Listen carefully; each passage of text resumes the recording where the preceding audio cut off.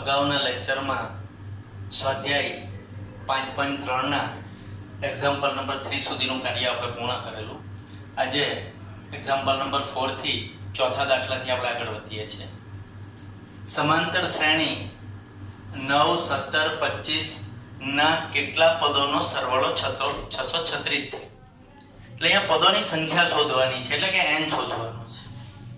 જે કંઈ આપણને આપેલું છે એ જોઈ લઈએ. તો સમાંતર શ્રેણીનું પહેલું પદ a = 9, સામાન્ય તફાવત d 17 માંથી 9 જાય તો 8, 25 માંથી 17 જાય તો 8.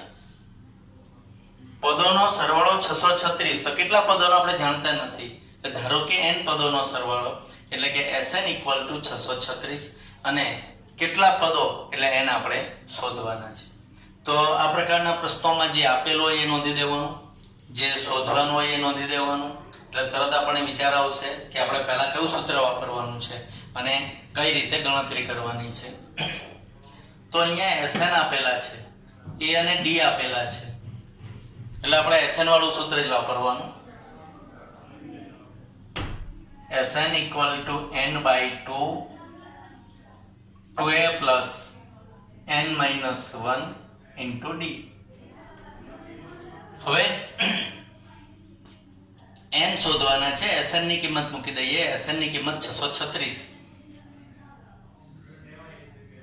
636 બરાબર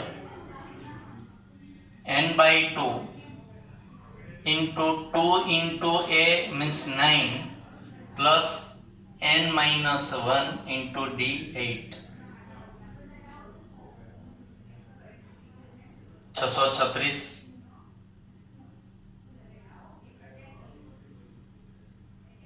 n/2 9 2 18 plus 8n - 8. 9 × 2 18, 8 × n, 8 × 1 -8. 636 n/2 18 માંથી 8 એટલે 10 એટલે કે 8n + 10. 18 માંથી 8 જાય તો 10 અને 8n એટલે 8n + 2. આમાંથી બે સામાન્ય કાઢી લઈએ, જેનો આ બે સાથે સાદુરૂપ અપાઈ જશે. માટે 636 બરાબર n કૌંસમાં આમાંથી બે સામાન્ય નીકળી ગયા એટલે 4n + 5. અને આજે બે સામાન્ય નીકળ્યા છેદ સાથેનું સાદુરૂપ અપાઈ જાય છે, એટલે કે 2n/2 એટલે 2 અને 2 ઉડી જાય એટલે n રહેશે. આમાંથી બે સામાન્ય નીકળેલા એટલે 4n + 5 બે સામાન્ય કાઢેલા છે. હવે વિસ્તરણ કરીએ. 636 બરાબર 4n² + 5n. હવે 636 ને આપણે આ બાજુ લઈએ, આ બે પદોની સાથે ને = 0 કરીએ એટલે કે 4n² + 5n - 636 = 0. આ રીતનું આપણને દ્વિઘાત સમીકરણ મળે છે. Sn માં Sn 636 લઈ લીધા, a અને d ની કિંમત મૂકી, આપણે n શોધવાના છે. તો n ની કિંમત ડાયરેક્ટ ન મળતા આપણને દ્વિઘાત સમીકરણ n માં દ્વિઘાત સમીકરણ મળે છે. હવે દ્વિઘાત સમીકરણનો ઉકેલ શોધવા માટે 4 અને 636 ના ભાગ પાડીએ તો ગુણાકાર એટલો થાય ને સરવાળો +5 થાય એવું મળતું નથી. તો હવે અહીંયા દ્વિઘાત સમીકરણનો ઉકેલ શોધવા માટેની બે રીત છે, જે બંને રીતો ચોથા પ્રકરણમાં તમારે ભણવાની આવશે. એક રીત છે પૂર્ણ વર્ગની રીત, આનો અંતિમ પદ પૂર્ણ વર્ગ બનાવવાનું એ રીત. અને બીજી રીત છે વિવેચક d શોધી અને એની કિંમત મૂકી અને બે બીજ શોધવાની. ફરી આ દ્વિઘાત સમીકરણનો ઉકેલ શોધવા માટે આની અગાઉના પ્રકરણ 4 માં બે રીત આપેલી છે, પૂર્ણ વર્ગની રીત છે અને એક વિવેચકની રીત છે. જે અત્યારે તમે ભણેલા નથી એટલે આપણે માત્ર પૂર્ણ વર્ગની રીત લઈ અને આનો ઉકેલ શોધીએ. ચોથું પ્રકરણ ચાલી જાય પછી એમાં વિવેચક d ની મદદથી પણ આ શોધી શકાય અને ખૂબ સરળતાથી શોધી શકાય છે. એટલે બેમાંથી કોઈ પણ એક રીતે આનો ઉકેલ શોધવાનો. એ ઉકેલના બે જવાબ આવશે, એમાંથી એક આપણો ફાઇનલ જવાબ હશે અને બીજો અપૂર્ણાંક કે ઋણ હોય એટલે ત્યાં આપણે લખી દેવાનું છે કે ઋણ કે અપૂર્ણાંક એ n ની સંખ્યા હોઈ શકે નહીં। તો હવે આનું અંતિમ પદ શોધવા માટે આપણે અંતિમ પદનું સૂત્ર થોડું રફકામ કરી લઈએ। તો અંતિમ પદ અથવા તો ત્રીજું પદ, અંતિમ પદ અથવા તો ત્રીજું પદ બરાબર મધ્યમ પદનો વર્ગ ભાગ્યા 4 ગુણ્યા પ્રથમ પદ। આ બે પદ પછી ત્રીજું પદ શોધવાનું। તો એના માટેનું પૂર્ણવર્ગ બહુપદીનું સૂત્ર છે ત્રીજું પદ અથવા અંતિમ પદ બરાબર મધ્યમ પદનો વર્ગ ભાગ્યા 4 ગુણ્યા પ્રથમ પદ। મધ્યમ પદનો વર્ગ એટલે 5n * 5n,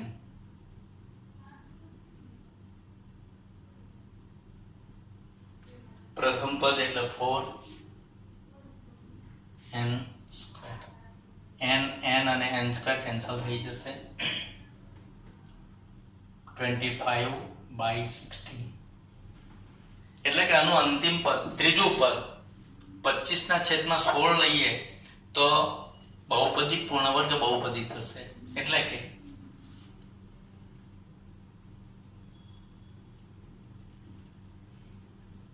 માટે 4n² + 5n + 25/16। હવે આપણે આ સમીકરણની ડાબી બાજુ જેટલા ઉમેર્યા છે એટલા બાદ કરી લઈએ, જેટલા ઉમેર્યા છે એટલા બાદ કરી લઈએ એટલે ડાબી બાજુની જે બહુપદી છે એની એ જ રહેશે। આપણે અંતિમ પદ અથવા ત્રીજા પદનું સૂત્ર વાપરી અને 25/16 લાવીએ છીએ।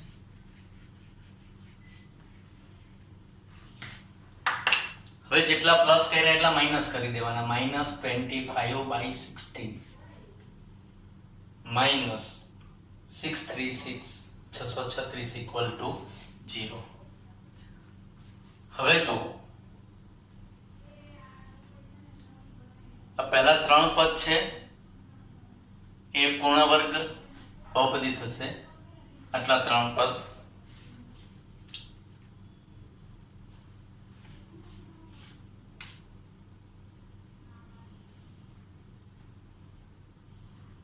અને આ બે માંથી આપણે માઈનસ સામાન્ય કાઢીએ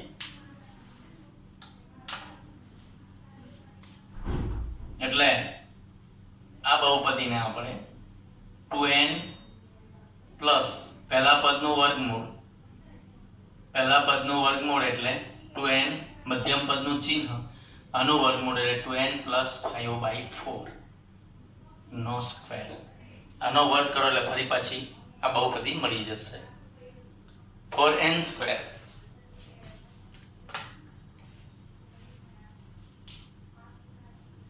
5n + 25/16 ને આપણે આ રીતે દર્શાવી શકીએ 2n + 5/4 નો સ્ક્વેર। આનો વર્ગ કરો ફરી પાછો મળી જાય। આમાંથી માઈનસ ને સામાન્ય કાઢી લઈએ એટલે કે 25/16 પ્લસ માઈનસ સામાન્ય કાઢી લીધા છે 636/1 = 0। પહેલા કૌંસમાં અત્યારે આમાં જ રહેશે 2n + 5/4² માઈનસ લસા 16 આવશે એટલે આને 1 વડે ગુણો, આને 16 વડે ગુણો, 25 એકા 25, 636 ને 16 વડે ગુણી દઈએ। 636 ને 16 વડે ગુણવાના છે, થોડી ગણતરી કરવાની છે, પ્રેક્ટિસ કરજો। એકમનું શૂન્ય 1 વડે ગુણ્યા 6 6 36 3 18 21 2 36 38 6 7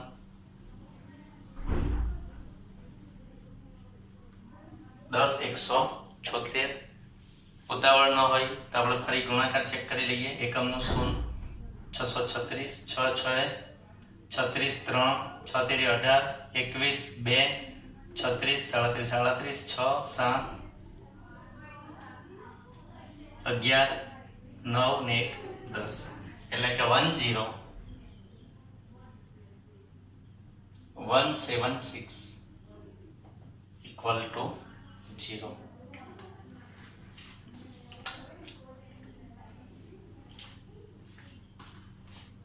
હવે પહેલા કૌંસમાં તો અત્યારે આમ જ છે, કોઈ ફેરફાર નથી કરવાનો। 2n + 5/4 નો સ્ક્વેર માઇનસ હવે 10 176 માં 25 ઉમેરવાના છે 6 ને 5 11 1 9 10 ને 11 6 ને 5 11 1 7 1 8 9 ને 10 10 શૂન્ય વધી 1 1 ને 1 2 10201 10201 upon 16 equal to 0. થોડું ધ્યાન આપજો આવી ક્યાંય ગણતરી હોય ત્યારે પરીક્ષામાં આપણને પ્રશ્ન અઘરો ન લાગે એના માટે તમામ રકમ અહીંયા સમજાવવામાં આવેલું છે.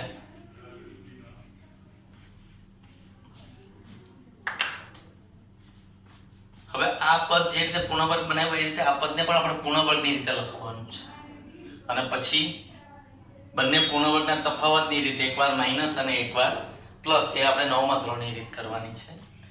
તો 10201 નું વર્ગમૂળ કઈ રીતે શોધાય એ જોઈ લો. 10201 નું વર્ગમૂળ શોધીએ. આ સ્ટેપ તો આમ જ રહેશે 2n + 5/4 નો સ્ક્વેર માઈનસ હવે આને આપણે વર્ગ બનાવવો છે એટલે 16 નું વર્ગમૂળ તો 4 લખી દીધો એટલે 4 નો વર્ગ એટલે 16 થાય. આપણે આનું વર્ગમૂળ શોધીને અંશમાં લખવાનું છે એટલે આ પદ પણ પૂર્ણવર્ગ થઈ જશે. આ રીતે બબેના ગ્રુપ બનાવવાના વર્ગમૂળ શોધવા. એકે ભાગ ચલાવીએ 1 1 1 0 1 ને 1 2 ઉપરથી આપણે 0 ઉતારીએ તો ભાગ નથી ચાલતો એટલે ભાગ નહીં ચાલે એનું શૂન્ય એટલે અહીંયા 20 થશે. 20 માં 0 ઉમેરી દો એટલે 20 જ રહેશે. હવે ઉપરથી 0 1 ઉતારો 201 ભાગ ચાલશે એટલે આ પ્રમાણે આનું વર્ગમૂળ 101 મળે છે. એ 101 ને આપણે અહીંયા લખી દઈએ એટલે 101 નો વર્ગ એટલે 10201 4 નો વર્ગ એટલે 16 અને that is equal to 0. એટલે આવી ગણતરી વાળો પ્રશ્ન હોય પ્રેક્ટિસ કરતા તમને સરળ લાગશે.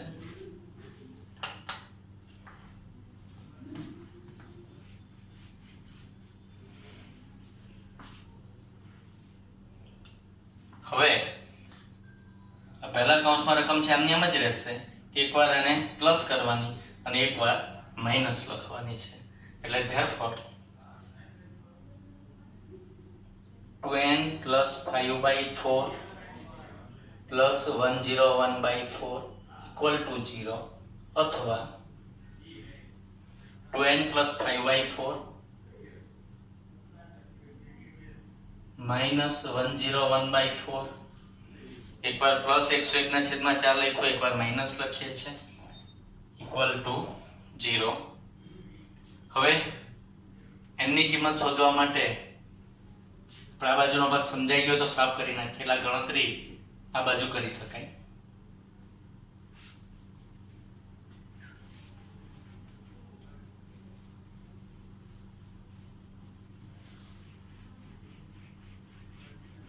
એક એક સ્ટેપ ખૂબ વિગતે સમજાવવામાં આવેલા છે તમને ક્યાંય અઘરું લાગશે નહીં.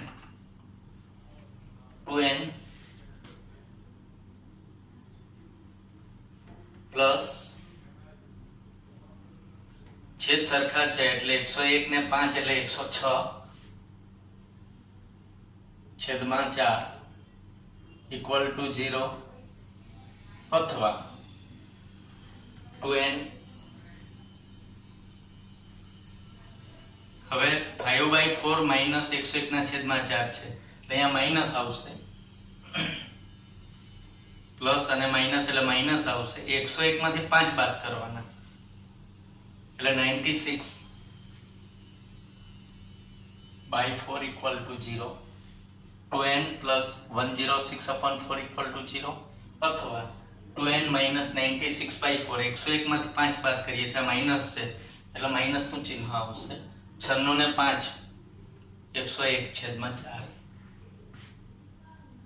Therefore 2n equal to -106/4.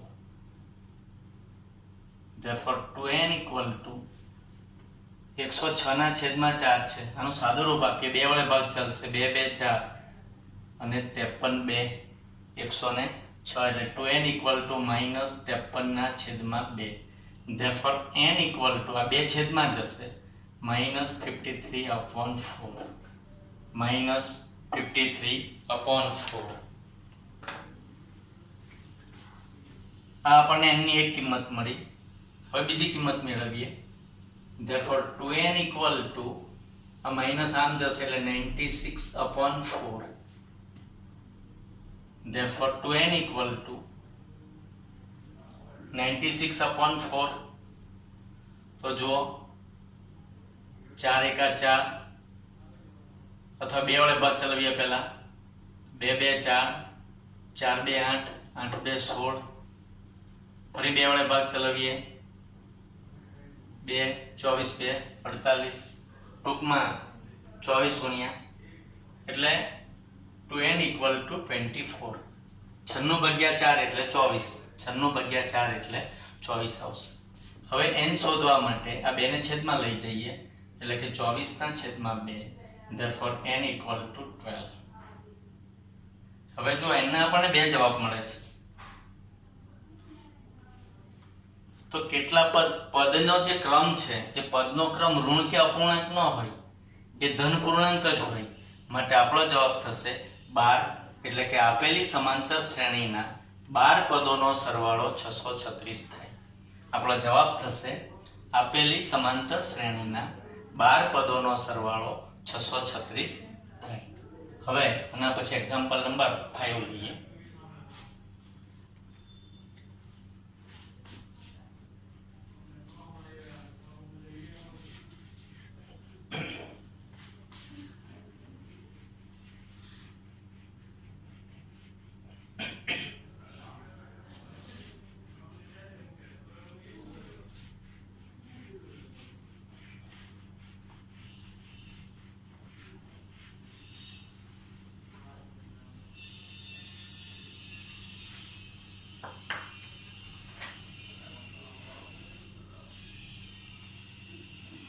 Example number 5. સમાંતર શ્રેણીનું પ્રથમ પદ a equal to 5. પ્રથમ પદ 5 છે. અંતિમ પદ એટલે કે l અથવા an. અંતિમ પદ માટે l અને an બંને લખી શકાશે એટલે કે l equal to an equal to 45 અને સમાંતર શ્રેણી સરવાળો 400 છે. સરવાળો એટલે કે Sn 400. પદોની સંખ્યા n શોધો અને સામાન્ય તફાવત d શોધો. ફરી સમાંતર શ્રેણીનું પ્રથમ પદ a 5 છે. અંતિમ પદને l પણ કહેવાય, an પણ કહેવાય, 45 છે. સરવાળો 400 છે એટલે Sn 400, n અને d શોધવાના છે.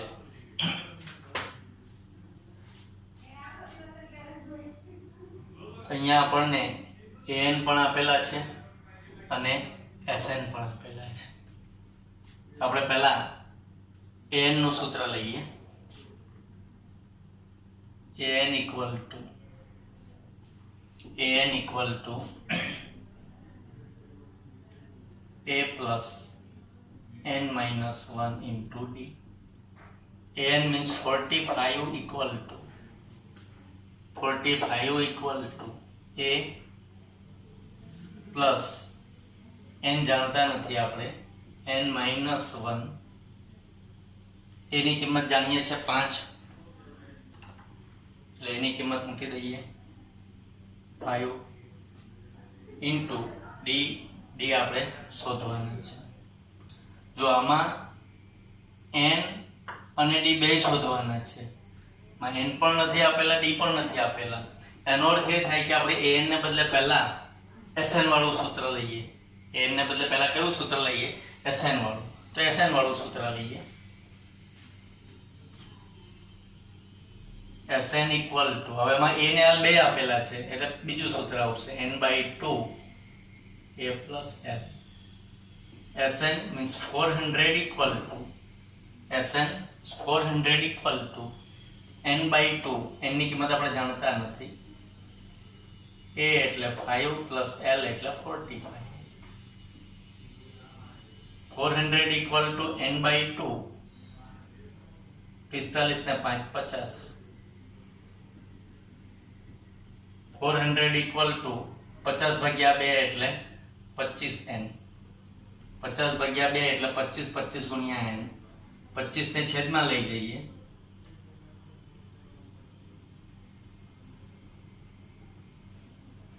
400 ભાગ્યા 25. 25 એકા 25 જોઈ લો બરાબર. 400 ભાગ્યા 25. 25 એકા 25. 5 અહીંયા 3 રહેશે. 1 150. 25 400 આપણે 150 લેવાના છે. 25 ગુણ્યા 6. 25 6 150 એટલે કે n ઇક્વલ ટુ 16. આ આપણો એક જવાબ થઈ ગયો. n equal to 16. હવે n ની કિંમત પણ જાણીએ છીએ, a અને d પણ જાણીએ છીએ. d શોધવાનો છે તો હવે આપણે an વાળું સૂત્ર વાપરીએ. પહેલા આપણે sn વાળું સૂત્ર વાપર્યું. sn ની મદદથી આપણને n મળી જાય છે. હવે an વાળું સૂત્ર વાપરીએ. an equal to a plus n minus 1 into d. Therefore an means 45 equal to a એટલે 5 plus n minus 1 into n એટલે 16 છે. અહીંયા an એટલે a16 લેવાના છે. an એટલે અહીંયા a16 થશે. એટલે 16 minus 1 n એટલે 16 minus 1 into d. Therefore 45 minus 5 આ પ્લસ 5 નામ લઈ લે minus 5 equal to 15d. 45 minus 5 16 માંથી 1 જાય તો 15d. 15 ને છેદમાં લઈ જઈએ. 45 માંથી 5 જાય તો 40 ના છેદમાં 15 બરાબર d. સાદું રૂપ આપીએ તો 5 વડે ભાગ ચાલશે. 5 3 15 ને 5 8 40 એટલે કે 8/3. માટે આપણા માંગેલા બે જવાબ માં n ઇક્વલ ટુ 16 અને d ઇક્વલ ટુ 8/3. n અને d બંને મળે છે. એટલે આ રીતે છેલ્લે ફાઇનલ જવાબ લખવાનું ખાસ ભૂલાય નહીં. n બરાબર 16 અને d બરાબર 8/3. આ જ પ્રમાણે છઠ્ઠો પ્રશ્ન કઈ રીતે ગણવાનો એની થોડીક સમજ આપી દઉં.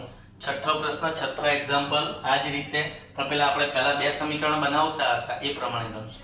આ પ્રકરણની પ્રેક્ટિસ માટે તમારે ક્રમમાં 5.1 થી ગણતા જવાનું તો સરળ લાગશે.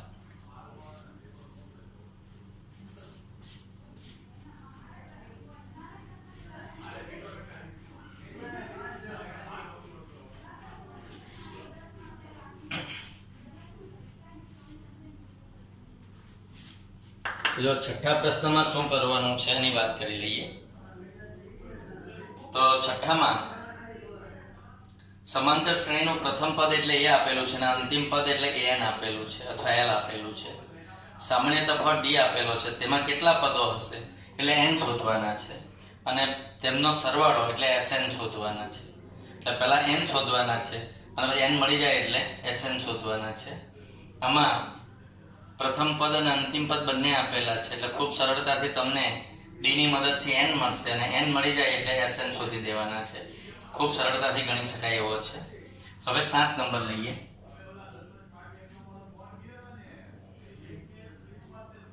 જે સમાંતર શ્રેણીમાં d equal to 7 અને 22મું પદ એટલે a22, 22મું પદ 149, તેના 22 પદોનો સરવાળો એટલે કે S22 શોધો. 22 પદોનો સરવાળો એટલે કે S22 શોધવાના છે. D આપેલા છે, A22 આપેલા છે, એની મદદથી S22 આપણે શોધવાના છે. તો અહીંયા n વાળું સૂત્ર લઈએ પહેલા.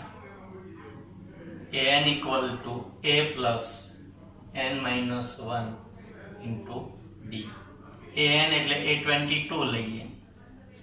જો a22 છે ને 22 પદોનો સરવાળો છે અને l અંતિમ પદ l પણ કહી શકાશે.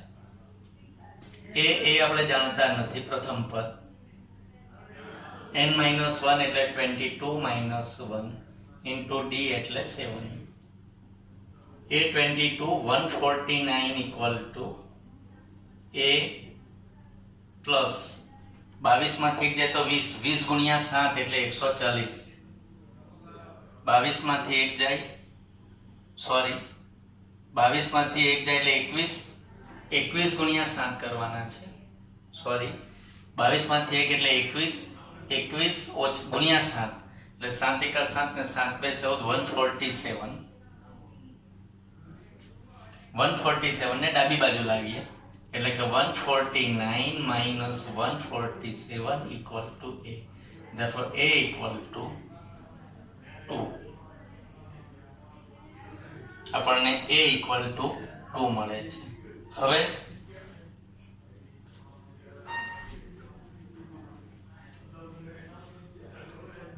a2 મળી ગયા. હવે આપણે s22 શોધવાનું છે. એટલે આપણે પેલું સૂત્ર લખીએ Sn equal to n/2 a plus l. હવે Sn એટલે s22 n ની કિંમત આપણે જાણતા નથી એટલે n/2 a એટલે 2 plus l એટલે અંતિમ પદ એટલે 22મું પદ એટલે કે 149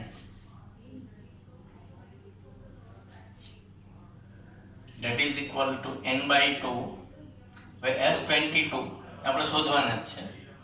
એમાં n કેટલા થઈ જશે 22 એટલે અહીંયા 22 લખી દઈએ તો એ ચાલશે. n/2 એટલે 22/2 એટલે કે 11 into 149 એટલે 151 થશે.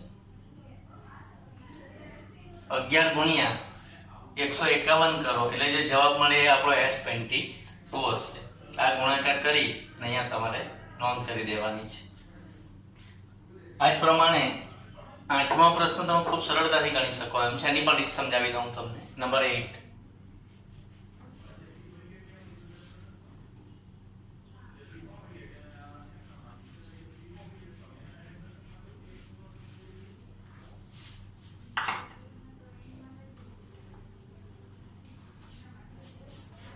એક સમાંતર શ્રેણીનું બીજું અને ત્રીજું પદ, બીજું એટલે a2 અને ત્રીજું એટલે a3, તેમને 51 પદોનો સરવાળો. હવે a2 અને a3 લખો એટલે બંનેમાં a અને d વાળું સમીકરણ મળશે. એટલે આપણે લોપની રીત કરતા એ પ્રમાણે લોપની રીત કરીને a અને d શોધો અને ત્યાર પછી પ્રથમ 51 પદોનો સરવાળો એટલે કે s51 શોધવાના છે, જે યાદ રાખશો.